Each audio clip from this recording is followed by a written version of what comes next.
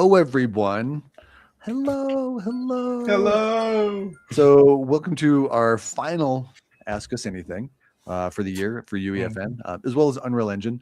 And for those of us that are here for the Minecraft stuff, I apologize. We're not going to be covering any Minecraft stuff. But leave your comments in there, and we will definitely have the rest of our team look at them for sure. Because I know it happens. I know people are in here for that stuff too, and we appreciate you all. Thank you so much.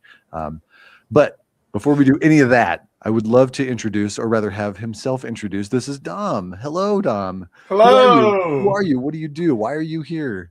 I am a solo verse for Fortnite developer. I specialize in verse, but I kind of fiddle in a bunch of different areas. But I've worked with a bunch of different large studios in the past. Right now, I'm just going solo, but I do have a couple like brand things in the works. I'm still like collaborating with some things, but yeah, I'm a Fortnite developer who's working in UEFN and making some sick games. Now, you've been doing this for how long? Like way back when? Yeah, day one of when Creative came out. So like December, I think it was like 6, 7. Oh gosh, I did not mean to do that. But 2018. But I think it was something around there. It's been a minute. I mean, and I have so much respect for, having someone like you come on our stream because, I come from the, many of us come from the Unreal Engine side. So everything was open and I could play with it. I could build it from scratch and all these little bits and pieces. Right. And then I walked into creative and I was like, I feel like I can't do anything. Like I want to make my own spawner. I want to be able to pick items up and, put all the code together for it. And I didn't have to do that, which, I see now as a relief. It makes things a whole lot easier, which is super nice. So, and y'all, your original OGs, like you have little hacky tricks that where you put the devices together. Like what was some of the tricks when you realized that you were like, oh, that is really cool? Well, one thing that was figured out pretty early, I'll give credits. His name is KK Slider. He's the guy who figured it out. But we couldn't grab like all the players in the game. At least we didn't know a good way of doing it to be able to, like, if we wanted to teleport all the players, there was no easy way of getting all the players. But KK figured out a way where if we granted everybody just a random like coin, you could use the item granter like. Because it had the like grant to all settings, so you could just do that, and then on item granted, you could then connect to all the players and then teleport them. And so like that's how we would teleport all players in the game. Is you got to grant them something to then force teleport everybody in the game. Really that was that's amazing, by the way. So yes, thank you for sharing that, KK. Was the item remover around at that point too? I don't believe the item remover was like in the game at that point. So no, I think to remove items you just had to use a conditional button to like grab the item out and then pull it out of their inventory. Yeah. Oh my gosh. Well, now we've got all this cool inventory stuff that's coming up. There's in-game transactions, and oh my gosh, it's wild to kind of see where this stuff is going. And me personally, like one of the reasons that I really love this is that Epic is putting together this system where all of this stuff is slowly moving into Unreal 6, right? So we on our side, as we're playing with this inside of UEFN, we're able to actually test it and kind of see how it works and how it doesn't work and what the players respond to, right? And then when the stuff gets dropped into Unreal 6, like we're going to have tricks, that these AAA studios are going to be like, well, how do you do that? I'd be like, tell you what, you hired me. What's up? Exactly. Which is super cool, right? So we didn't get any questions on social, right? But as the chat rolls through, we'll start answering them as we get them. So there's more and more for you to learn. As the end of the year, we're getting ready for the next year. There's some really cool stuff going. I know the new Ninjago, man, I can never pronounce it. The new Ninjago stuff just dropped out. We were playing that the other day in the with some of the crews, and I was like, this stuff is kind of fun. I like this. So we'll see what's going on. And they've got new pieces. Oh my gosh, if you can't tell, I'm a huge Lego fan. I got all kinds of like, I mean. I've got small little dioramas like around my room, right? Oh wow, yeah.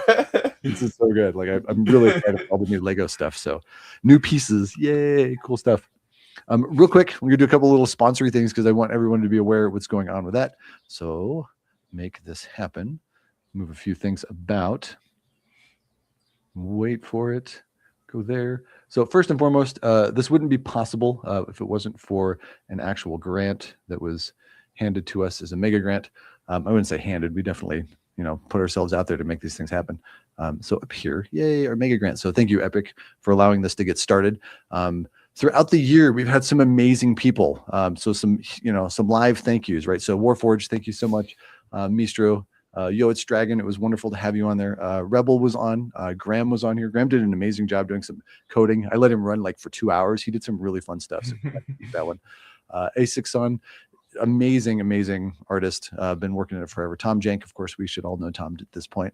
Squatting Dog was on a while, and just recently Mac Jack was on. If you didn't know, Mac Jack does Twitter stuff, and she's been like streaming some stuff and building some things. I was hanging out with her, and of course, the most handsome Mr. Dolphin Dom himself. Let's go. Let's do this, right? It's all there. So this is all in here. These are all archived. If you would love to go back and kind of see what we've been talking about this past year, there's a bunch of amazing things, amazing people that have been on it. And we're going to continue on next year, right? We've got plans for all kinds of fun things. There are a bunch of courses that are in here as well. This is just part of it. Full-on escape room, full-on free-for-all. There's actually one in here for rocket racing as well. I know everybody's like, oh, poor rocket racing. Rocket racing is amazing. I still play it. Bring it on. See if you can beat me. This kind of thing. I know a couple of people out there can for sure. Stuff on audio, things on collision. I think collision is going to be a really big thing now that Scene Graph is coming. Speaking of awesome things that are coming in the new year.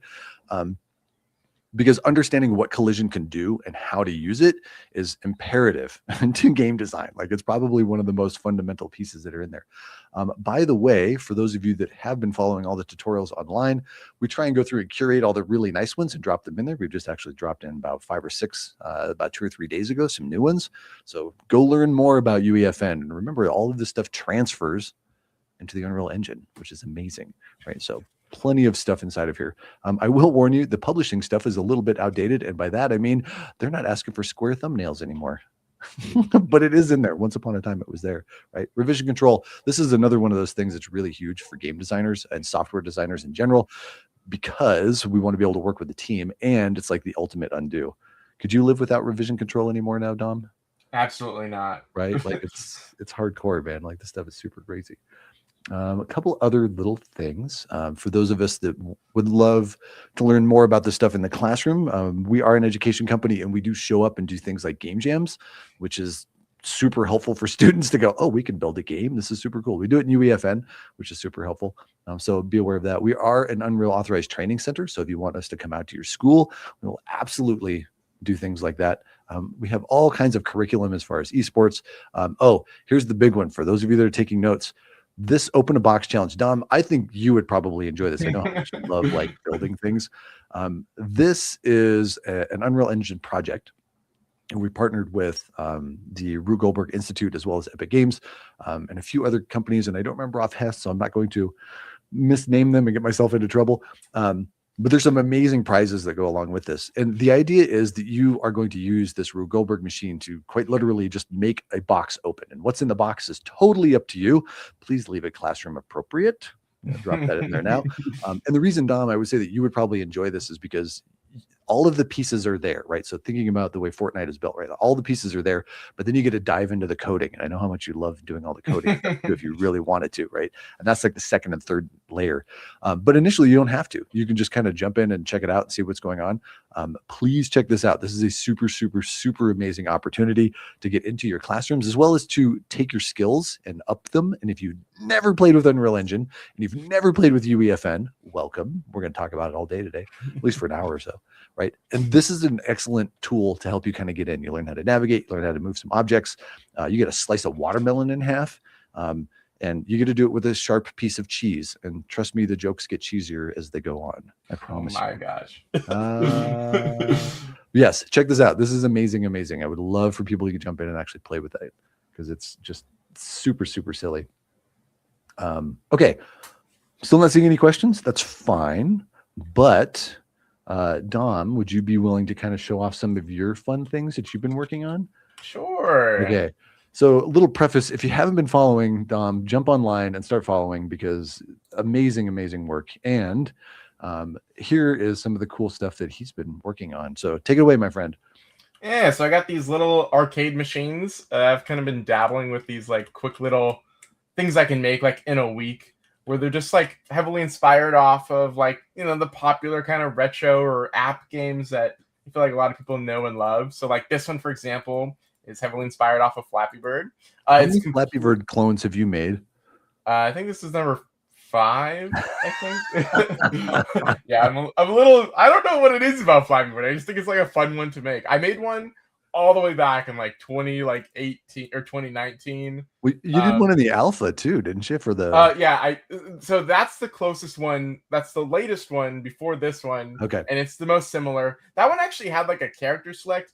The annoyance with that is that was all like sequencer driven, and it just was kind of janky. It was super bad for multiplayer. Like for multiplayer, I had to like copy every sequencer like 4 times, and I remember those it's days. like 4 different scenes. Oh, it's so bad. But this little machine is awesome because it's all a scene graph machine. So I can just like take this machine and paste it a couple times, and then you can have people line up and play all of them independently, and they're all like awesome and working. So like it's just nice, and it's completely like verse UI driven. There's no UMG in any of these machines.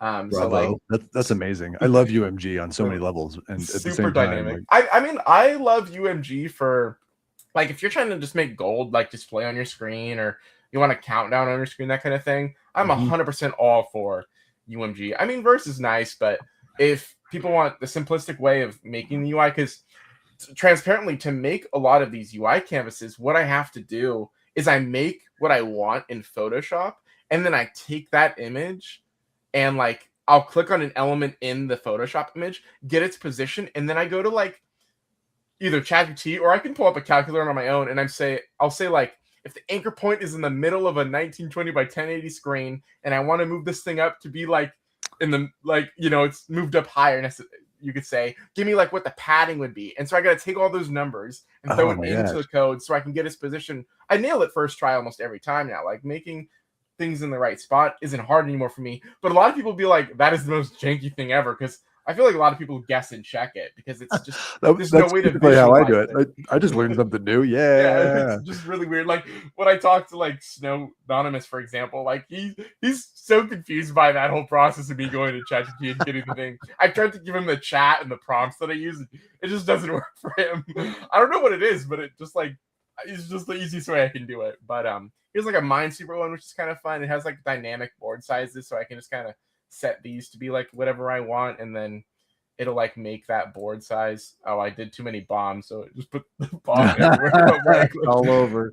But yeah, these ones are kind of fun. This one, I think actually I made this one before I made the Flappy Bird. Even though I posted about the Flappy Bird first, I just I wanted to get the Flappy Bird out because I had done it so many times before. But this one's fun. Also, all of them have like these unique dynamic scoreboards at the bottom that would like update as like I'm breaking them. I'd have to actually try to break them because I think those are like my actual best records. That could take me a while. Now, are the buttons? Wait, go back into that really quick. 2 questions. So go ahead and hit. Yeah, that is it. Literally loading, or is that just something extra you put in? Oh no, it actually is loading because this one is probably the most performance heavy because I have to generate the entire grid. So it's just looping. It's just a big loop of like place this square, place a button, place an image that could be a flag or a bomb image, or like I got to display the number in its icon, that kind of thing. So to create really big grid sizes, the canvas actually takes a while to get going. It's the only one that like lags, and I really didn't like that it lagged, but you know, sometimes you just got to make do with what you got. So I just put the loading like material image in, and then was like, okay, well, good enough. It was something I would revisit at some point to figure out how to better optimize it, because I'm not really a fan that it does that, but it just generally takes too long. So let me hear that right. Like when you hit that create, like it's actually building that stuff on the fly. Yeah, I mean, I can go ahead and pull it up exactly what's going on here. Where's the Minesweeper there? When you click a button, for example, like clicking this would set the grid stats to be a specific number, and then it goes ahead and it makes it right here. Real quick, before you get too far into this, if you hit Control + you can make the code bigger on screen, because I know people will be watching this on mobile. Oh, whoa. See, this is why Cleverlike is sick. I didn't know that. I feel like I might have accidentally done that, and then I just like reset default, because I'm just like, can I do minus? Oh, yeah. Okay. Today you learned. And go down to the canvas generation. which is where the grid will be looping. But so many indents. I know, it's That's gotta love Verse amazing. UI. Well, it's in here somewhere. So speaking of Verse UI, like, because I, as an artist, I grew up doing all the UMG stuff. So why did you choose Verse UI over UMG? Well, so for starters, verse variables weren't a thing when I started making these, so I do Okay. want to throw that out there. Where it was like I didn't like there wasn't a better dynamic way I could do it at the current time. So Okay. like I was like verse would work, but the reason I still do verse now is because for things like um either this game or the Snake game, which I can go ahead and like Yeah, for let's bring this up one, Snake too. Let's check this out. there's like Snake is it's also a grid. So Minesweeper and Snake are both grids.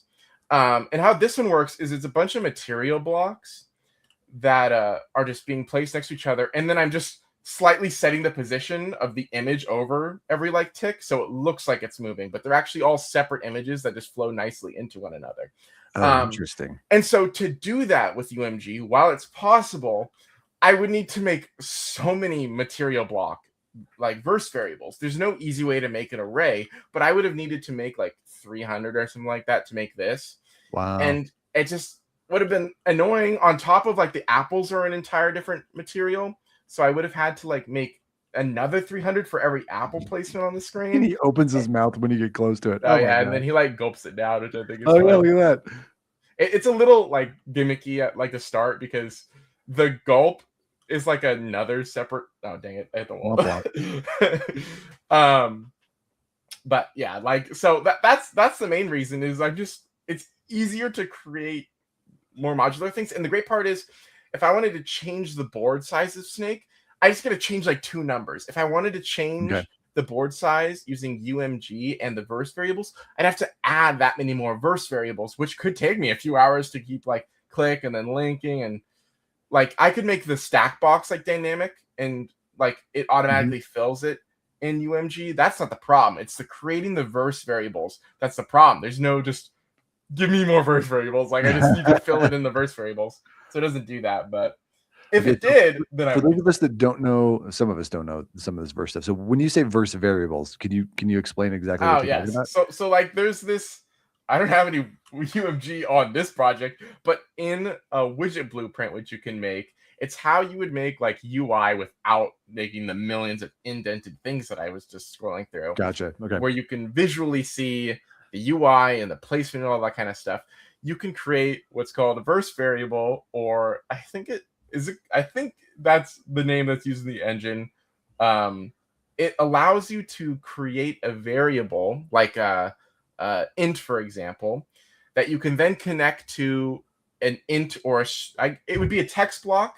So you need to convert it. That's a bad example. If you made a string verse variable on UMG, you could connect the string variable using verse bindings or view bindings to that text block that you created in the UMG. So then when it's updated in verse, it will automatically change it on the UMG UI. So it allows you to communicate to your UMG visual UI from verse without needing to make the UI in verse. So a little gimmicky, but I promise if you look into it, it's way better than making the verse UI the way that I'm making the verse UI. Right. But, so I'm gonna kind of bring one up here in the background. I'll build one so somebody can, so people can see exactly what we're talking about here. So sure. Yeah, it's just a simplistic way of making the UI. It's a relatively new way, and it's better. It's just not as dynamic. It wouldn't allow me to do this as easily as I do. Gotcha. Well, cool. I wouldn't say I do this easily. I just do this more modularly. Yeah. Well, and the modular design behind video games really is what makes them work in real time, because it's got one asset that it can pull and put on screen, right? But if it has to, look through a list of assets, like look through an array, like it gets really computational heavy really quickly, and that's no bueno. Like that's that thing, right? Man, I haven't actually played with these new ones yet. And here, see if I can actually build one up here real quick. Yeah. I mean, I might be able to whip one up real quick. I mean, yeah, I just have mean, like people see my the screens on the streams on the screens. I might as well like mess a do the bit. thing. All right, make it happen. So while you're doing that, some other questions that kind of thinking about this stuff as well. So, as an artist, how did you make the little arcade box? Oh, dude, I actually love this. Okay, so shout out to his name's Blanky. I'm Blanky on social Oh, media. Blanky, yeah, we know Blanky, yeah. Because I'm not really a material guy. Like I know I did that snake material, which by the way, that material I can open up real quick. It absolutely it hurt my head to design this thing.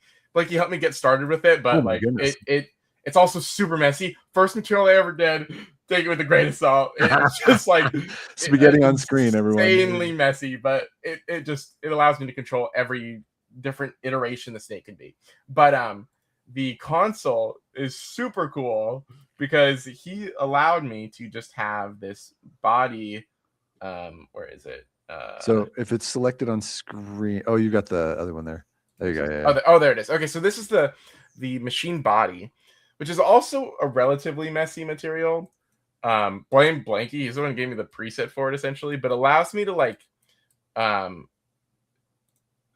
can put the text coordinate to be 2 for like on the side, and I can have it be text coordinate 3 for the front. And so for this example, I'll just look at layer 11 That's here. cool. This one allows me to place I could not be any smaller of an object. I believe that is Wait for it. I think. Oh, actually, you know what? I can just do this. Let me put this side by side so it's a little bit. So you basically build in a material instance, and you can swap pieces out.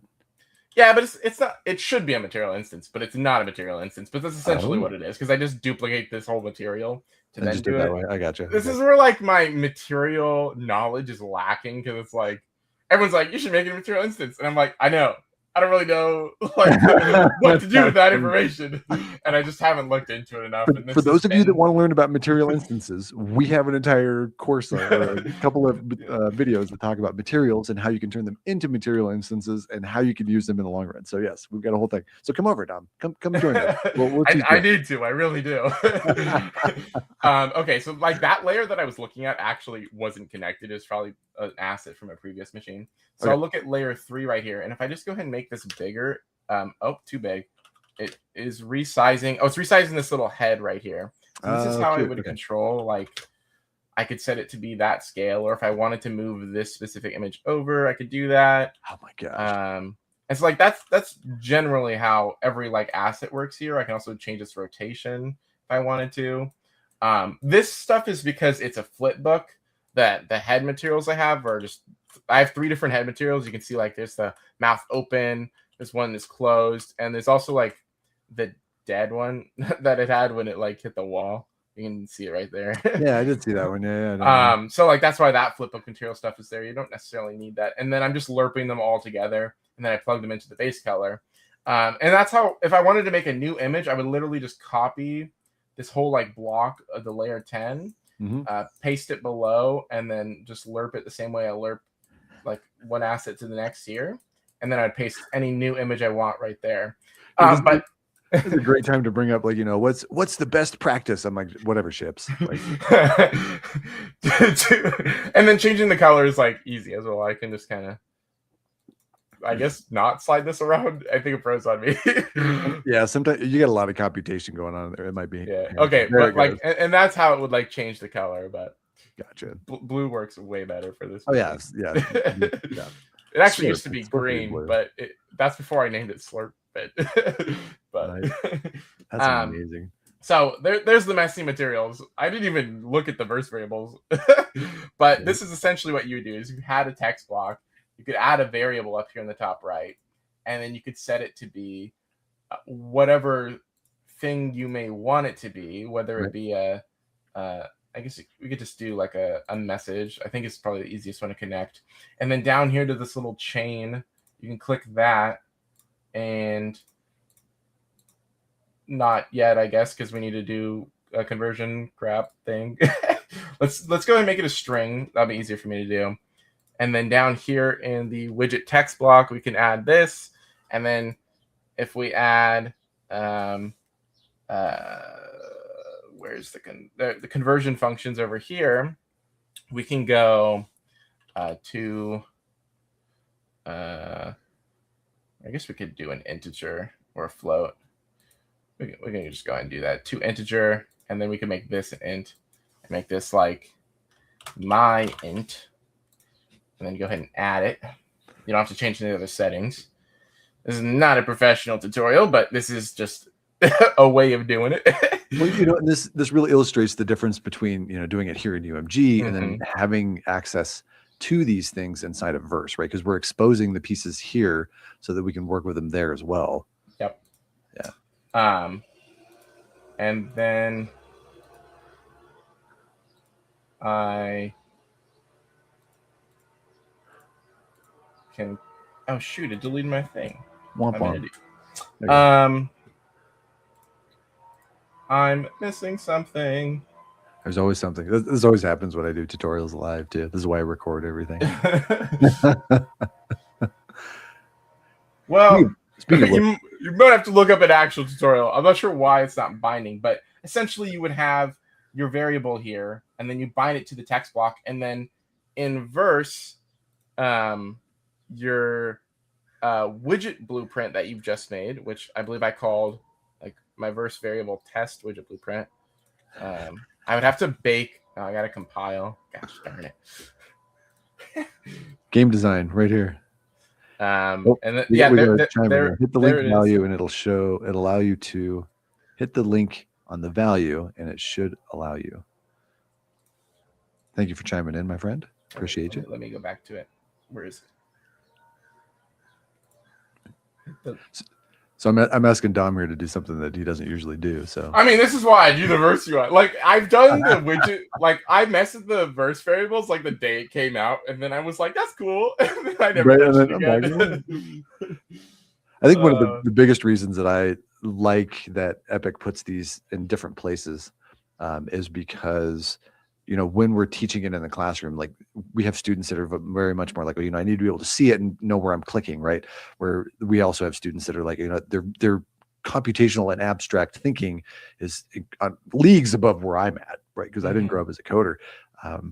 And they're like, oh, well, that's cool, but I want to go do it over here, right? So kind of having that both sides of it. And the biggest plus about this is that different parts of the team can use the same vernacular. They can use the same words. They can communicate with each other, but they're like, well, this is what I need. This is where I'm going. And this is what's going to be, the outcome of what it is. Like when we're doing, so kind of a backing up, we were talking about game jams a little bit earlier. Like game jams are amazing because we get students that are like, I want this to happen, right? I'm like, okay. But the real question is, what do you want the player to experience? Like, where is it that you want the player to go? How is it that you want them to interact with this game? And that question alone can really drive whether we do something in UMG or if we're going to do something inside of Verse, right? Like, do we want it quick and easy because it's a game jam, or are we building a game that needs to be very much optimized? Like, which direction do we need to go with these things? And does it matter? Maybe it's a tiny game and you just, put it out there and have people play it anyways. Yeah. Yeah, I'm a bot when it comes to these Verse variables. I won't lie. It's all good. Thought I was gonna wing it here, but I appreciate your go at it. That's like I was saying, once you make the variable, the variable appears in your widget digest, just like this guy right here. This is the widget blueprint I just made, and then there's my Verse variable. So then in a script, sorry, Chrome Dino, I'm gonna just use you real quick. You can like define your widget blueprint like my cool widget, and then that guy. Oh,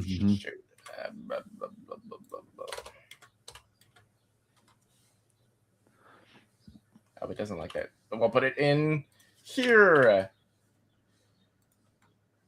Okay, well, we'll just go ahead and do that. Okay, so that's how you would get it. And then if you wanted to change your variable, you could go like set my cool misspelled, like I don't know why I capitalized that L, kind of made it awkward, but int, and then equal to like 42. And so then it will set that int to be 42 in your widget blueprint when it's displayed for the player or wherever it may be. And then it would ideally update the text in here. So then your text block says 42 or whatever it may be. And what's really awesome about this too is that, you know, this is things that we can change on the fly during gameplay, Yeah. right? Like it's just incredibly powerful because, again, you know, what is it that you want the player to experience? Like, when should they know that they've actually gotten that score? Yep, exactly. But cool. cool. Okay, so we've got Slurpent. We've got what's the Columbo run? That's the dinosaur. Oh, that's the Chrome Dino is the inspiration off of this guy, which I gotta start a game. It's that game you play on Google when your internet like doesn't work. So then it says no. It usually says no internet, and right? Then try checking the router and then like reconnecting to like Wi-Fi or I don't know, random things. But I just put no Fortnite, checking the creator gave a favorite, reconnecting with more friends, running UEFN network dynamics. I don't know. I thought it was kind of fun. But then of course instead of now, have you got it set up so that the player names actually change dynamically? Because it looks like you just typed them up in there. For the high score. Like, no, I gotta push all changes here in a second because it's bugging. But the scoreboard does change dynamically, but for like every game, like here's Snakes. I have when I'm making the UI, I say any potential entries. Like for example, you'll see in Snake, it just has Max, Snow, and Papa Slurp. Got it. Okay. Yeah, it doesn't have me because me, it just automatically is putting in when I start playing the game. Yeah, that's what I was asking if I put my name, then it would have two of me. The other annoyance that I need to like work on at some point is if I duplicated the Flappy Llama machine a couple times, if a person plays one machine, it doesn't put their name on all the machines, and that's something I want to work on. It would just be like, interesting. But that's it. The reason I have it is because if you kind of think about an arcade like game, like in an actual arcade, your progress isn't on all the machines. You're just on that machine that you played. So like, I wasn't against it, but I don't know. We need to modernize. What am I doing?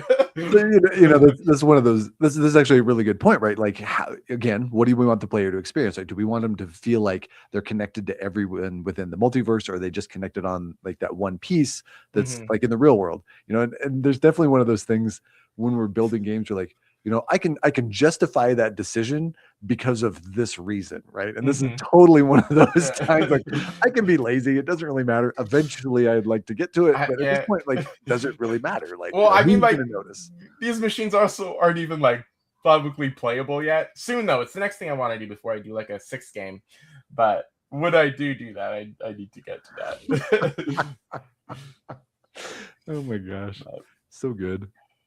So this is the other annoyance with using Verse UI, specifically Verse UI and material blocks, is sometimes when I push verse changes, it makes all the material blocks just stop working. I don't know why. Now, is it like you push changes the first time and it does it, or? Oh, so like when I launched into the game, it was all fine. Everything works fine.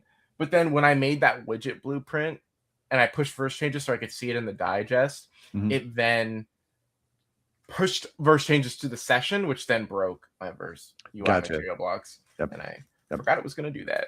But pushing all changes usually clears it back up. And if it doesn't clear it up, which I'm like hoping it won't, but if it doesn't, then I got to restart Fortnite entirely, which is really annoying. But gotta love UEFN. We're still in beta, y'all. We're still in beta. You know, I remember when I first started learning Unreal Engine, it was Unreal 3, and it was like Unreal 3, and it's in beta, and it was in beta all the way through Unreal 3. You know, however many years it was, and then in 4, they're like, I think we can take the beta off, right? But you know, we're headed toward Unreal 6 at this point, so seeing what's going to be in beta and what's going to work. And again, I think that where we sit with the tools that we get to play with and kind of figure out what's going on is amazing. Like, for me, the biggest piece that I love playing with, especially in classrooms, is the conversation device. That thing is so cool, and to see where it's going and what's coming up next, you know, and you know, we got teased with the Persona device a while ago, and I'm excited for that one. I was so hoping. I haven't looked at the roadmap lately. Does it get pushed back yet? Did it get pushed back again? I think everything got pushed back. It's usually what happens.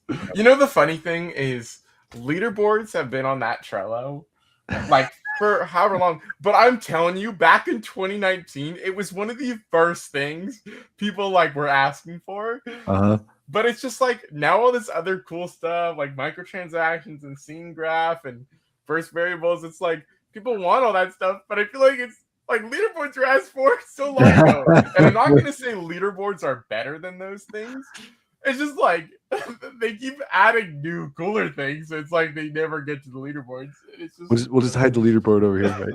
You know, and you know, one of the comments that's come in is like, you know, I think everything is pushed back for stability, and I agree. I think that's very true.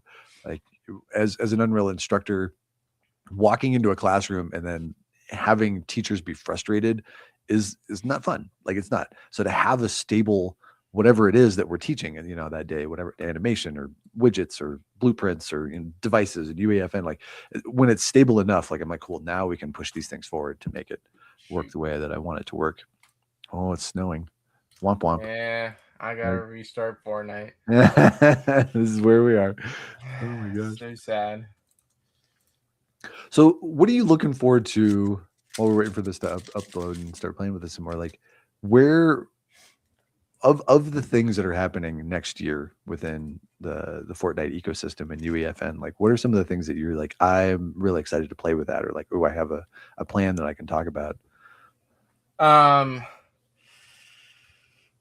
that's a good question. I mean, like the Persona device, I do have plans for. Like, there's a lot of things I want to look into with the device. I just think there's a lot of different, either like role play elements or quiz game related things that I think could be like really fun with like the Persona device. I used to do like quizzes a lot. Like I did, like I don't know if you remember, like when that Guess the Logo game was like trending. I did like a Guess the Emote one, which that was kind of fun and it did pretty well. So like I wanted to use like the Persona device to make like a more modernized kind of thing, or like a Family Feud kind of quiz thing where you have like the actual host is like the Persona device. I mean, I see a lot of different ways you can like simplify those kind of games with someone like actually communicating to you and like it's not just billboards, because no kid wants to read, let's be honest. But that's fun. You know, speaking of the Persona device, one of the reasons that I think that it's going to be the reason that people want to play with it, right? Because gamers don't read.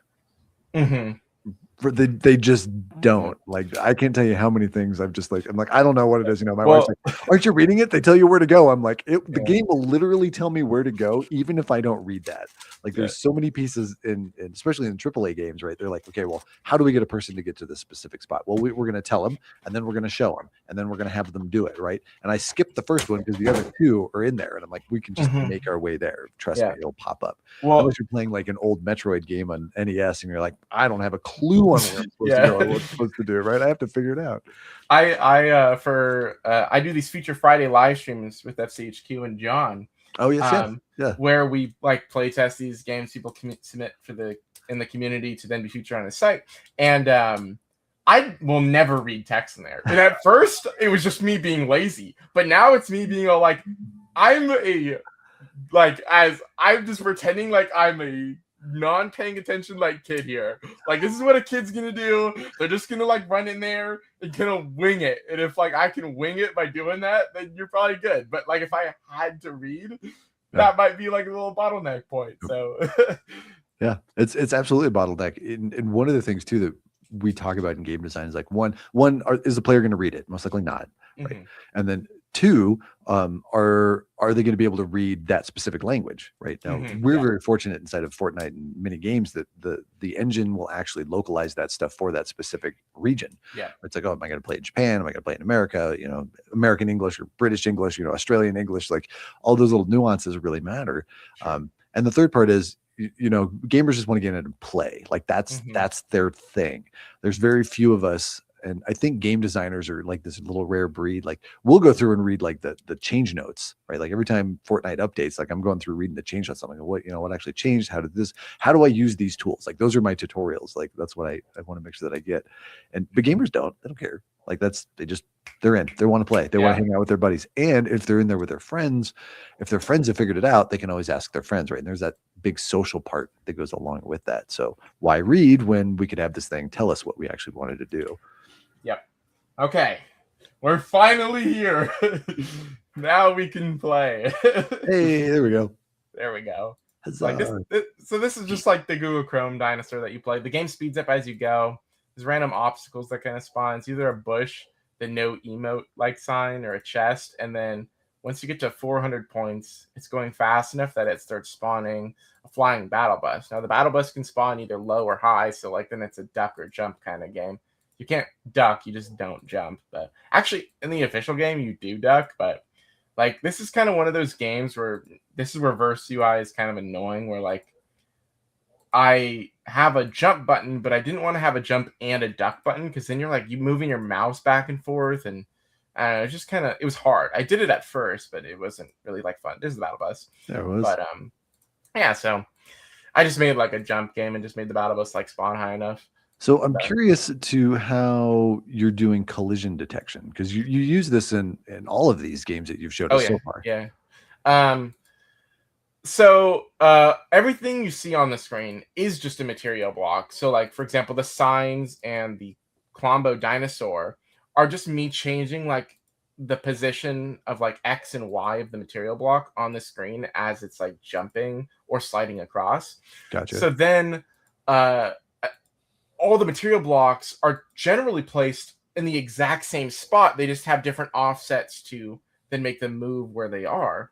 So then I just say, well, if their position in X or Y is 500 units or whatever it may be, close to the dinosaur or dinosaur to the obstacles, then they're close enough to the thing that we can classify that as a hit and die. So the chest, the bush, the sign, and the battle bus, and the Klombo, I think, well, maybe the Klombo might be different, but they all have the exact same hitbox. You just can't really tell. And I give a little bit of wiggle room, because I'd rather, for example, the Flappy Bird, I'd rather people be like, oh my God, how did I survive that?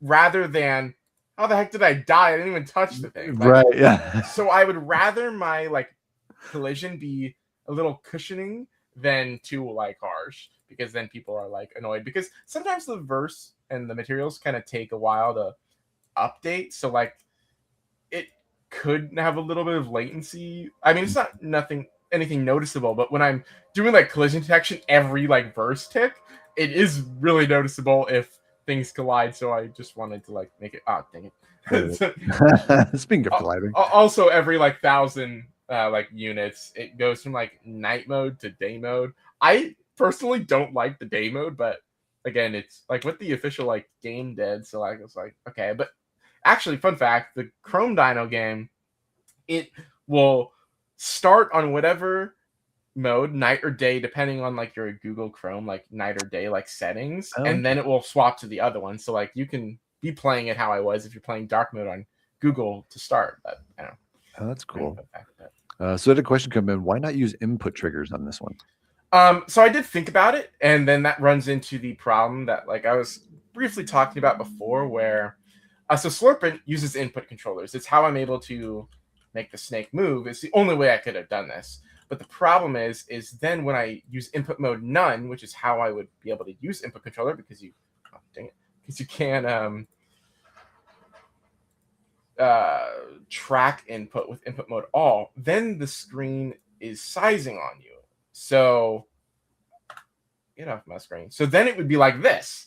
Now, this is still possible, but it's a little awkward. It's because people might play on smaller inputs. So for Klombo Run, the Google Chrome Dino game or whatever you want to call it, if I did this, it would have the same problem. So I just opted for making less games have this problem than making Klombo do that, just because I needed one extra little button. It's the same thing I wanted to do for the Flappy Bird. The Flappy Bird was the first kind of one input game I wanted, and I wanted to make it so you could hit click, you could hit spacebar, you could hit almost any button on your screen. It would make the things jump, and so Klombo Run would be exactly the same way. But then I get into the small UI problem rather than just being able to consistently keep it big all the time. So that would be why. Gotcha. Cool. Thank you for that. So coming back to the, the question I was asking about collision, and it's not technically collision detection. You're just running a check to see where basically, are these two things close together? If they are too close or under a certain unit, then count as a collision. And go with it, too. And also right back to what we were talking about, like, what do you want the player to experience? Because if that exact thing that you said, you're like, why did I hit that thing? Right. Like, there's like, oh, I totally like missed that. Right. Like I totally made it. I feel like that, playing Pokemon like Go. You can even see it a little bit here. Oh, dang it. Like the ears of the llama will occasionally clip into like the top one or the feet on the bottom one, just because I gave it a little bit of leeway. Like the head definitely hit there, or like the feet there, I feel like definitely dipped below. Like, so there's little like cushioning there, but then I still suck and die somehow. But we're game designers. We're not necessarily at our game. Yeah, I made the thing. I never said I was good at it. Just because I know how it works. Because I was thinking about Pokemon Go, for those that still play it. When you're trying to catch those critters, and they're like, oh, you get like a nice, like an excellent, or like different settings. I'm always like, man, I totally hit that excellent thing. Like I was like, really, I had it. I totally had it. Yeah. But alas, not so much. I think another big part of this is, what games do we come up with, with inspirations? Like, we're like, okay, cool. Like, this is obviously, it's an old school Minesweeper kind of setup. What other games inspire you, whether they're simple ones or, the bigger ones? Well, I did a lot of these because like they were the kind of games that I was like, all right, what are the odds my teachers are like, watch this? But like, these are the kind of games I'm playing like the back of the classroom, trying to get caught like playing. You know what I'm saying? So it's like I'm trying to like roll into like the nostalgia that I had when like I was a kid, like playing. I mean, I was a big Minecrafter. Like it was probably like the main game I was playing. But I can't play Minecraft on like these stupid little Chromebooks that schools give out. So then I'd be like googling like Minesweeper, or like hiding my phone playing like Flappy Bird when that came out, or like. I used to do the Wordle all the time with like my parents, that kind of stuff. So I like that one. Or like if no internet was on school, definitely playing that one, or a Snake at school. So like almost all of these were games that I was just playing in like those inconvenient moments. But like they're games that like I look back on. It's like, well, they were like fun little time passes. Now the reason I'm doing so many of them is because like I've done the Flappy Bird a bunch before, and like. I think I've learned at this point that Flappy Bird does not stand alone on its own. Like, I think the old Flappy Bird that I made, it has a playtime of like 6 minutes, which is just like, they played like 3 times and then probably died and left or whatever. So like, it's cool and I like it, but I wanted to give the player an opportunity to be like, oh, I quit. Oh, wait, what's this? And then play something and be like, oh, I quit. Oh, wait, what's this? And then they're just kind of jumping around kind of thing. And hopefully I get enough of them that they've played like 20 of them, and then they're like, oh, I'll give Flappy Bird a good shot again, and then come all the way back around and try again. So like that's the kind of vibe that I'm going with the arcade, is like, how can I get players like playing a game that they'll lose in 2 seconds and not want to like quit immediately? Right. You need total suggestion here, right? So in one corner, and credit to Word Andrew for giving me this idea, and for you, because the two of these together, right? My thought is, so you have your arcade. Perfect, right? And then over in the corner, you have a table that you can just walk over and flip and just like destroy. Right? You drop that like when the physics drop, you're like, oh, let's just like make a destroy area. Like this would be super cool. So Word, if you're listening, that's your contribution to this project. I'm telling you right now. I mean, like Word has known about all these before I even like posted about them. Like he's Blanky helps me a lot with materials, but I'll just message Andrew and be like, how do I make a freaking fish head look like this? Like I'm not an anti AI person, but I wouldn't really say like I'm pro AI. I'm AI so long as like I'm understanding like what it's doing. Like I've had AI help me code a lot of these things, but I'll always go over the code and like actually look at the comments, because first of all, I hate that they put the comments everywhere when it codes for you, but then like as a teacher I love it. I'm like, really, that's what you're supposed to do? Okay, so I like reading the comments, but then I'll change the comments to be something else. It's like, because I need to be able to know what it was. So if someone else wrote the note for me, I'm not going to remember what that note said. But if I remove the note and write it myself, I'm more likely to remember. Like it's I know that was me writing that kind of thing. Right. So I'll redo the notes and I make sure like I know what's going on. But then for things like the fish head, I did use ChatGPT to make it, but then I was like, I like Photoshop was tweaking it, and the same with the Apple and that kind of stuff. So like I tweak a lot of AI things with like Photoshop as well. So I don't know. I got this weird given like take relationship with AI. Like I'll take that, but I'm tweaking it. Yeah, But, I think that's a good point to kind of bring up, especially as an artist. Like I have an art degree, like that's what I went to school for. That's what I spent my money on, right? And then to watch all this AI creative stuff come out, like I was excited. Like I just genuinely like, this is a really interesting time in our life because it gives us the opportunity to source a lot of other pieces, right? Like as a concept artist or as a background artist, like I need a matte painting. I want these, like I want these little pieces in here, right? But the thing that I am not someone that does marketing, right? Like, so if I need to put together something, I'm like, well, how can I use AI to get the insight of someone that I don't have a direct connection with, right? So if I wanted to go ahead and create a specific poster or like, the outside of your arcades, I'm like, how do I make it like pop and how do I make it look really cool? I can draw from all of my education and then I can look at what this AI gives me and be like, okay, cool. Like this is what I want, right? Or maybe I'll work with a couple of AIs and be like, these are the couple of ideas that I want. This is what I was thinking. Like this is nothing like what I want. Like, why would you give me this? Like, this is terrible.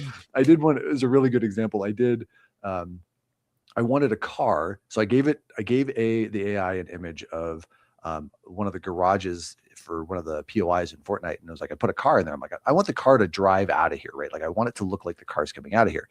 And I don't know why it did what it did, but the car started in the garage and the camera was in the garage. And then halfway through the video, it had flipped the camera. The car was still coming the same direction. And I was like, no. Like, that's not what I want at all. Like, that's terrible, right? But to understand that AI it can be incredibly helpful as a tool and what we can use to like kind of push what we need to get it out the door a little bit faster, but then take our own internal skills and actually push it a little bit further. Be like, okay, yes, and no. Oftentimes when I would work with students, I would tell them, they're like, oh, I want to go ahead and build a website. I'm like, perfect. What I want you to do is I want you to go out and source 5 websites that you like. And I want you to get 5 websites that you think are absolutely terrible and tell me which ones of the pieces are terrible and which ones are great, right? And then we can use that to hone in on what you want. Sure. It's a great experience. It's a great academic thing that's on it. And I feel like with AI, that's very much what we're doing right now. We're starting to see that like AI hallucinates. It's not as smart and it's definitely not going to be taking over anytime soon. And we don't want it to take over. We want it to be another tool. Sure. Yeah. I mean, there's another example too. Just so many, and I've used this a lot. So some people have already heard this, but when photographs first came out, like painters were like, no, that's garbage. Like that's not how you paint. That's not how you get an image, right? They were very offended by it. They were like, and some of them are freaking out. Like, I'm never going to have a job again. Right. And then, from film into like digital cameras, like everybody that was doing film was like, oh no, like, I'm not going to have a job anymore. It's going to do it. The jobs shift, right? They change in what's going on. Right. And AI is very much being disruptive as a force. And I feel like the difference is with AI being so generally given out to humans, even with, like, let me check my spelling, right? It's AI, right? That is a bigger shift in a mass versus, specific little chunks of industries. So yes, it's different. Yes, it's scary. And yes, we need to learn more about it. So taking that time to actually get that information in our head and put it together is going to be super helpful. Can you get this one? I don't know. Like this, I'm throwing Z's in here, but yeah, I mean, like I get the AI vibe. There are also just things I think AI just like when I was making the material for the snake, like Blanky helped me start, but then I was like, I want to be able to know how to do more material stuff like in the future. So I was really trying to figure it out on my own. So like I would ask ChatGPT, how do I do this? And like materials, and it was horrible. It would like it cannot do materials is all I've learned. So it's like screw that. So then I was starting to ask it like just like find me YouTube videos or articles or sources or documentation on how to do these things that I want. And that it actually did pretty well. Like it would give me like videos and whatnot of like things that like were actually like helping me, but it could not do it on its own. So well, and I find that AI has a hard time doing things like blueprints and node coding. Like it doesn't really yeah. like it. And I'm interested to see how Epic is going to be pushing their AI to make it more accessible for those specific things, because it's tricky. It's not an easy thing to do. Like if you were to copy, like I don't know if you've ever done this. Maybe you're working with Blanky who was doing it, right? You'd copy the material and just paste it into Discord or a text. You can do that, and then you can copy that Yeah. and put it on your machine. Yeah. And it's an amazing, like as a teacher, I love it, because if I'm working with somebody remote, I'm like, oh, here, this is what I'm talking about, right? They can copy it and paste it in there. And for the most part, it works as long as they've got things like textures and all the assets that go along with it. But that collaboration between people is so huge, so huge. And I think that AIs can help work on that. They're never going to supplement it. Like that's just, I don't feel like that's going to be a thing, because we interact with AIs different than we deal with humans, which is a big part of why some people are like, I don't want AI. Like it's weird. I'm like, yeah, it is weird. It's very weird. Totally understand that one. Yeah. So we've got a couple more minutes. So thank you for all the questions that came in. There was like one or two, which is awesome at the same time. This will be up for a while, but before we go, I do want to talk about a little bit what we're going to be doing in the future. Dom, I'd love to hear from you too. I know we kind of brought it up and I kind of let the question disappear, and that, for next year, we've got things like game jams coming up. Fingers crossed.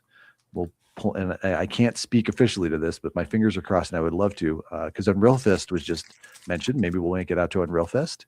That'd be super cool. See what's all going on with that. See what else is going to be dropped. And also fingers crossed, because the last Unreal Fest, they dropped that we were going to be seeing the last Airbender in Fortnite, and I still haven't seen it yet. So excited for the Airbender. I love Airbender stuff. It's so good. So there's that one. Some other things too that are coming along. Of course, these AMAs are going to continue. We love having all these people come and like show off the cool stuff that they're doing and talking about what they are and helping the community. Where is Unreal Fest this year? It's going to be in Chicago. It was officially released. It'll be in Chicago. So 16th to 18th of June. Yep. It's going to be cool. It might be windy. We'll find out what's going on out there. It's going to be good. Other things that are coming up in the next year, we've got some more things that are coming for classroom pieces. So for those of the teachers that have managed to watch all the way to the end of this, we obviously will come to your school. If you want us to do some game jam stuff, contact us about those. One-on-one training, we've always got a bunch of that stuff that's going on, as well as doing stuff online too. We can always teach there as well. Always looking forward to the new fun toys that Epic drops for us, because I just enjoy playing with them. It's going to be super, super cool. Yep. Every city is dangerous depending on which corner you're in, my friend. Yeah. I lived in San Francisco. There were sections I didn't like walking through alone. I was like, no. I'm taking my skateboard if I walk through there, and I'm going through there fast. So I live in Denver. There's definitely some places in Denver that is like, I don't know about that. I'll hang out in another spot. That's cool. Yeah. We went to Louisiana. Everybody was worried about Louisiana. We were fine down there with Unreal Fest. So yeah. Yep. I'm not too worried about that. The media is always about the things that's going to be the most sensational at the time. Yep. So what's your high score on this one? Is that your actual high score? 38? I mean, like, no, it hasn't. I haven't saved it for this one. I only saved it for the Minesweeper. Gotcha. But I don't know. I think it's like 70. I kind of suck at it, but again, we're not good at the games we make. We just make them fun. Yeah, absolutely. Well, cool. But this one is probably my favorite. I just love how this one came out. It's animated. Yeah, it's very clean. Like that's the thing that really like. I'm like, man, how did you do that with verse? I don't know. I don't know. It was magic. It was so much magic on a lot of hope. Oh my gosh. He's not a material guy. He says, yeah, no. I hear that. I'm not. You saw the material. That's not good.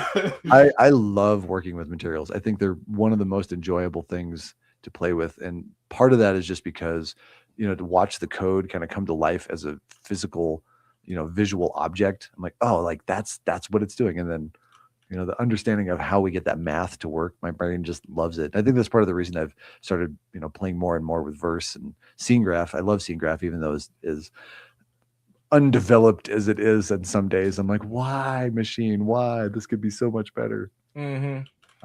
It just, I mean, all my games here, like, absolutely, I think every single one of them uses materials. So like I've kind of forced myself to at least understand how to do like the UI like elements of like materials.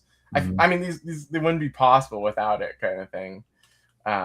Especially like when material blocks happened, it was immediately something I was like, I could probably do like, because I've had this idea for a while. Like back when I made the droopy flops, this is what I wanted to do, was make a bunch of them. In fact, that's what I said I was going to do and just never did, because it was like, it's just so hard. And the one that I did do was kind of, it was okay. Like, it's a good flashy little piece and kind of blew up on TikTok if you search up Fortnite Flappy Bird or whatever. But past that, it's like, I couldn't have made this back then. So like, I'm kind of glad that I like waited a little bit. But oh, here's the end. Cornered no, I didn't mean to do this. So how are you? Here's the question real quick before we go. Last question. How are you checking to see, if the snake is in the way so the apple doesn't spawn on it? Oh yeah, so every like grid position is basically saved in a large map. Like it's an empty map. So it's like a tuple of a int like map. And dang it, I died. Yep, there it is. That's so unfortunate. Good run. Actually, that might have been my new record, though. I think 70 is what I said, so 71. Hey, 71. There we go. We've got it on tape. There we go. But yeah, like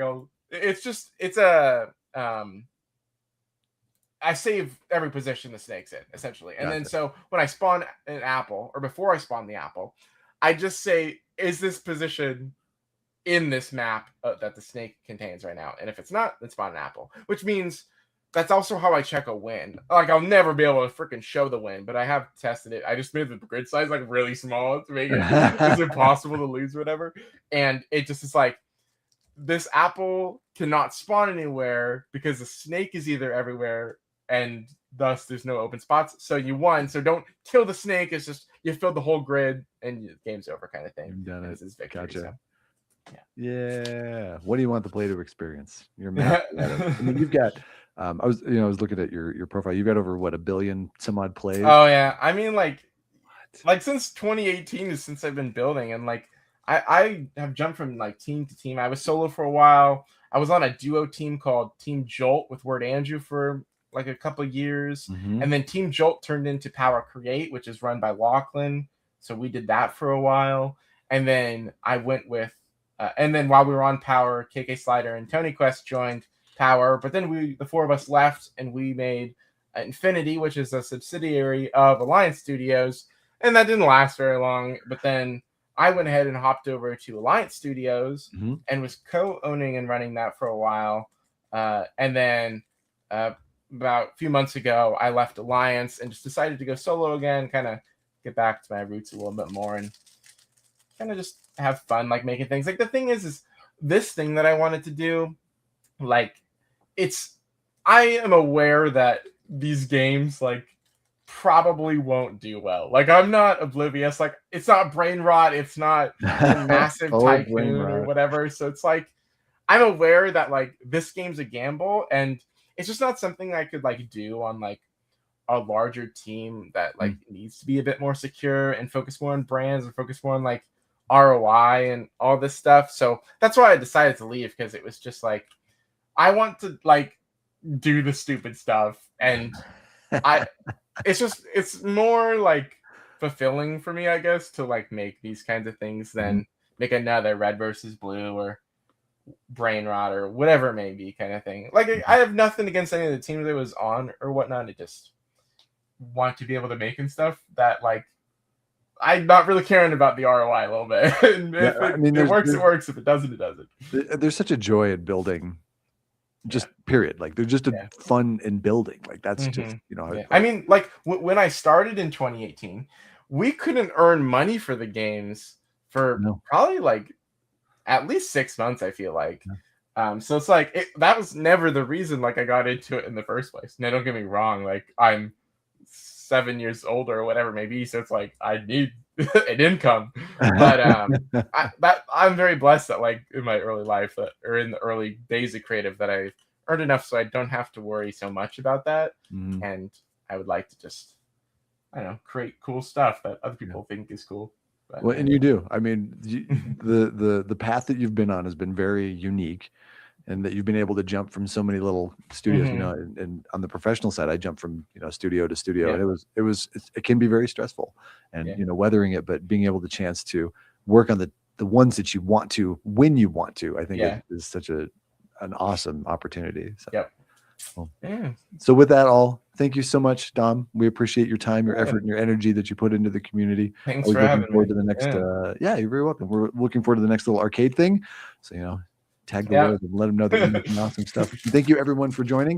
And of course, if you've got any questions, comments, concerns, or confusion you need cleared up so that you can continue to create, go and just leave a comment down below. We'll get back to you. And don't forget to be Cleverlike and subscribe. Bye, everybody. Bye.